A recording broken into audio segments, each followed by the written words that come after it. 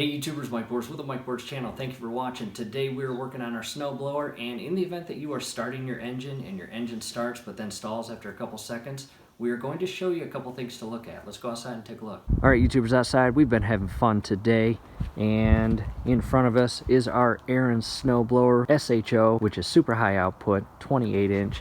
We absolutely love this machine. However, in the event that you're having troubles, meaning your engine is starting and running briefly and then shutting off within maybe 5 to 10 seconds. Something I want to talk about is your fuel cap vent. Now, in a previous video, I talked about a couple things that could cause your engine to start and then turn off. And what I will do is link that video above, so definitely check that out. If you have not checked that out, scrolling above is that video. It talks more about those. However, in this video, I want to focus on your actual fuel cap. And your fuel cap has a vent to properly ventilate the fuel air mixture inside your tank. And that's important because in the event that you do not put this snowblower away for storage, and you've got a buildup of snow right here and you don't have a heated garage, well, guess what? Chances are that snow turned to ice, and that ice has blocked your vent or air gap, not allowing that air to be released from your cap. And you may think that's not a big deal, but guess what? That is a huge deal. That is designed and engineered for a purpose. So definitely go through the proper steps of storing your snowblower prior to short-term storage or long-term storage. In the event that you're curious on how to properly store this for short-term storage, meaning 1 week to 2 weeks, maybe 3 weeks, I have a video, and I will link that video down below in the comment section as well as the description section. And again, it goes over the steps on how to properly prepare your snowblower for short-term storage. So